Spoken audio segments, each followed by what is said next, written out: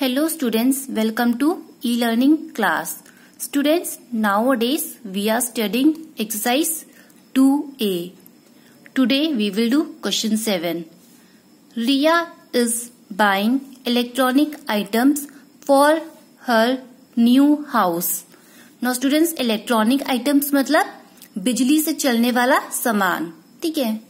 She bought an air conditioner worth ₹73,000. Worth मतलब क्या होता है? कॉस्ट, ठीक है. एयर कंडीशनर मतलब एसी, ठीक है. And air fryer worth ₹5,999. No students, air fryer मतलब ये एक ऐसी मशीन है जो हम लोग किचन में यूज करते हैं.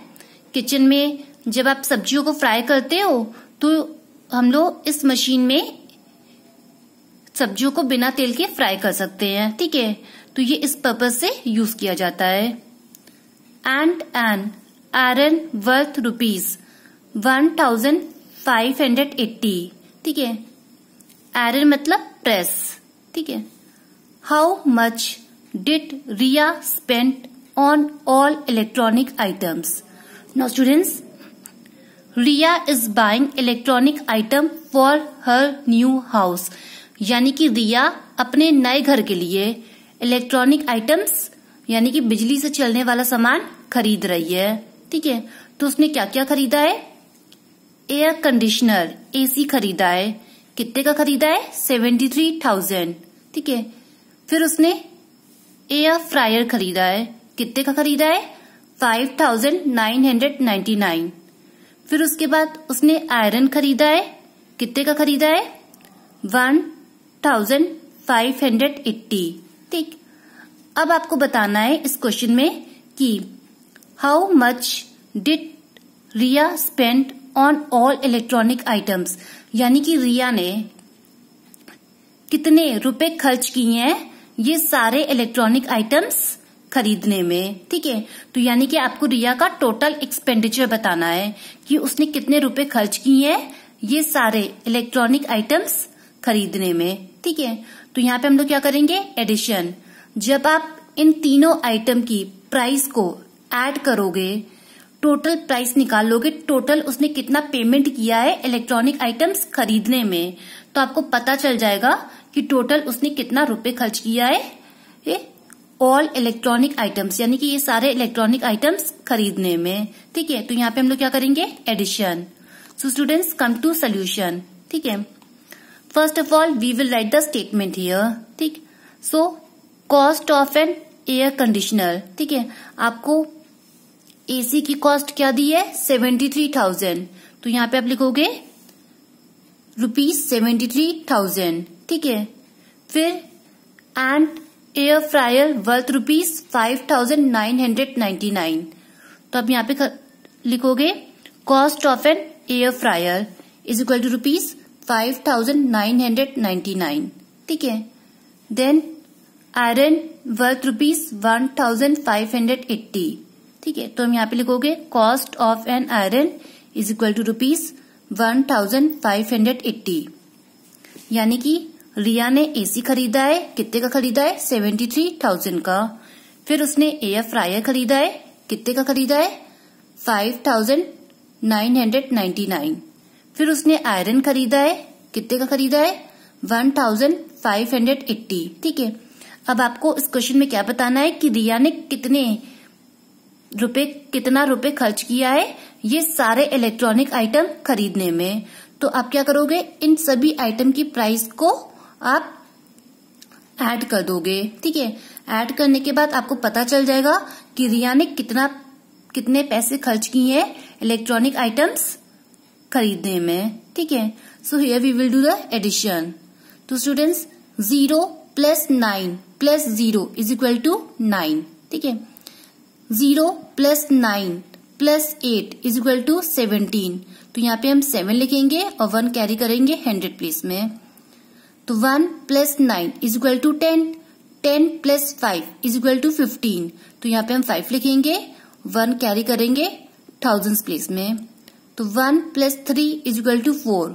4 + 5 = 9, 9 + 1 = 10। तो यहाँ पे हम 0 लिखेंगे और 1 कैरी करेंगे 10,000 प्लेस में, तो 7 + 1 = 8। ठीक है, सो टोटल स्पेंड = रुपीज 80,579। ठीक है, यानी कि रिया ने इतने रुपए खर्च किए हैं ये सारे इलेक्ट्रॉनिक आइटम्स खरीदने में। ठीक है, so therefore Riya spends on all electronic items = rupees 80,579। ठीक है, this is your answer. Now students, come to question 8। An orphanage had 23,742 inmates in the beginning of the year. Now students, orphanage मतलब अनाथ आलय, जहाँ पे ऐसे बच्चे रहते हैं जिनके माता पिता नहीं हो। ठीक है, इनमेट्स मतलब वहां पे रहने वाले बच्चों को बोला गया है इनमेट्स। तो स्टूडेंट्स, साल की शुरुआत में ऑर्फनेज में टोटल कितने बच्चे रहते हैं? 23,742। ठीक है, through out the year people adopted 1,799 children from the orphanage, यानी कि साल भर में लोगों ने 1,799 इतने बच्चों को अडॉप्ट कर लिया। कहाँ से अडॉप्ट किया है? अनाथालय से, यानी कि ऑर्फनेज से। ठीक है, यानी कि साल भर में लोगों ने 1,799 बच्चों को अनाथालय से अडॉप्ट कर लिया। ठीक है, और उनको अपने घर ले आए। ठीक, so how many inmates are there in the orphanage now?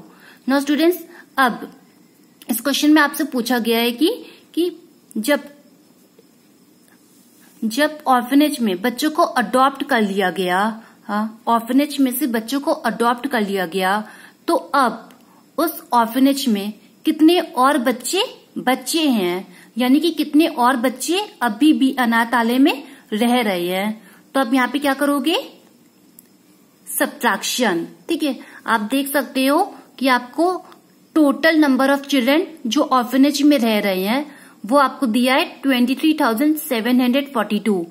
इतने बच्चे ऑर्फनेज में रह रहे हैं। ठीक है, और इन्हीं में से 1,799 मतलब इतने बच्चों को लोगों ने अडॉप्ट कर लिया इसमें से। ठीक है, टोटल बच्चे जितने ऑर्फनेज में रह रहे हैं उसमें से 1,799 इतने बच्चों को लोगों ने अडॉप्ट कर लिया। ठीक है, अब अडॉप्ट करने के बाद कितने और बच्चे हैं जो कि अभी भी ऑर्फनेज में रह रहे हैं। ठीक है, तो आप यहाँ पे क्या करोगे? सब्ट्रैक्शन, यानी कि यहाँ पे आप माइनस करोगे। ठीक है, so students, come to the solution. So first of all we will write the statement. ठीक है, एन ऑर्फनेज हैड 23,742 इनमेट्स, मतलब ऑर्फनेज यानी कि अनाथालय में टोटल कितने बच्चे रह रहे हैं? 23,742। ठीक, इसमें से मतलब इन्हीं में से लोगों ने अनाथालय से यानी कि ऑर्फनेज से 1,799 बच्चों को अडॉप्ट कर लिया और अपने घर ले आए। ठीक है, तो अब कितने बच्चे वहां पे अभी भी रह रहे हैं? तो उसके लिए आप क्या करोगे? माइनस करोगे। ठीक है, क्यों माइनस करोगे? क्योंकि आपको टोटल नंबर ऑफ चिल्ड्रन दिया है जितने बच्चे ऑर्फनेज में रह रहे हैं। ठीक है, और उसी में से लोगों ने अडॉप्ट कर लिया कुछ बच्चों को और वो अपने घर ले आए। ठीक है, तो जितने बच्चे अडॉप्ट हो चुके हैं उसको आप टोटल जितने बच्चे ऑर्फनेज में रह रहे हैं उससे आप माइनस करोगे, तो आपको पता चल जाएगा कितने बच्चे अभी भी हैं जो ऑर्फनेज में रह रहे हैं। ठीक है, so students, here we will do the subtraction. ठीक है, तो आप देख सकते हो यहाँ पे दिया है एन ऑर्फनेज हैड 23,742 इनमेट्स, यानी कि ऑर्फनेज में टोटल कितने बच्चे रह रहे हैं? 23,742। ठीक ठीक है। और इसी में से लोगों ने अडॉप्ट किया है, कितने बच्चों को अडॉप्ट किया है? 1799, ठीक है। तो जो बच्चे अडॉप्ट हो चुके हैं उनको हम 23,742 से माइनस करेंगे, ठीक है। So here we will do the subtraction. So students, यहाँ पे आप देख सकते हो नंबर दिया 2 और यहाँ पे देख सकते हो 9, ठीक है। तो 2 में से 9 माइनस नहीं हो सकता है, तो हम क्या करेंगे? 10th प्लेस में आपको नंबर दिया है 4, तो 4 में से हम 1 नंबर कैरी करेंगे 1st प्लेस में, तो 1st प्लेस में आपका नंबर हो गया 1 2 12, ठीक है। और 10th प्लेस में हम 4 को काट के 3 लिखेंगे, ठीक है। तो 10th प्लेस में 1st प्लेस में आपका नंबर हो गया 12, तो 12 में से आप 9 को माइनस करोगे तो आपका आंसर आएगा 3, so we will write here 3, ठीक है। अब आप देख सकते हो कि 10th प्लेस में आपको नंबर 4 दिया है, 4 को काट के हमने 3 लिखा था, ठीक है। तो यहाँ पे 3 में से आप 9 को माइनस कर सकते हो? नहीं, ठीक है। तो हम क्या करेंगे? 100 प्लेस में आपको नंबर दिया है 100 प्लेस में आपको नंबर दिया है 7, ठीक है। तो 7 में से हम 1 नंबर कैरी करेंगे 10th प्लेस में, ठीक है। तो 10th प्लेस में आपका नंबर हो गया 1 3 13, ठीक है। लेकिन हम 100 प्लेस में 7 को काट के 6 लिखेंगे, ठीक है। क्यों 7 को काट के 6 लिखेंगे? क्योंकि हम लोगों ने 1 नंबर कैरी किया है 10th प्लेस में, ठीक है। तो 10th प्लेस में आपका नंबर हो गया 13, तो 13 में से आप 9 को माइनस करोगे तो आपका आंसर आएगा 4, ठीक है। तो यहाँ पे आप 4 लिखोगे। फिर आप 100 प्लेस में देख सकते हो कि आपको नंबर दिया है 6, ठीक है। तो 6 में से आप 7 को माइनस कर सकते हो? नहीं, तो हम लोग क्या करेंगे? 1000 प्लेस में आपको नंबर दिया है 3, तो 3 को काट के हम 2 लिखेंगे। क्यों 2 लिखेंगे? क्योंकि हम 1 नंबर कैरी करेंगे 100 प्लेस में, ठीक है। तो 100 प्लेस में 1 नंबर कैरी किया तो आपका नंबर हो गया 1 6 16, तो 16 में से आप 7 को माइनस करोगे तो यहाँ पे आपका आंसर आएगा 9, ठीक है। तो यहाँ पे आप 9 लिखोगे, ठीक। फिर उसके बाद आप देख सकते हो कि 1000 प्लेस में आपको नंबर दिया है 2, ठीक है। तो 2 में से आप 1 को माइनस करोगे तो आपका नंबर आएगा, यहाँ पे आंसर आएगा 1, ठीक है। फिर आप देख सकते हो यहाँ पे 2 दिया है, 2 के नीचे आपको कोई भी डिजिट नहीं दी हुई है, तो हम 2 को एज इट इज कॉपी कर देंगे, ठीक है। सो स्टूडेंट्स, 21,943, ठीक है, इतने बच्चे अभी भी ऑर्फनेज में रह रहे हैं, ठीक है। So there are 21,943 inmates in the orphanage now, यानी कि इतने बच्चे अभी भी ऑर्फनेज में रह रहे हैं, ठीक है। Now students, note down your homework, ठीक है। Your homework is right the table of 6 in your copy, ठीक है। आपको 6 की टेबल कॉपी में लिखनी है। This is your homework.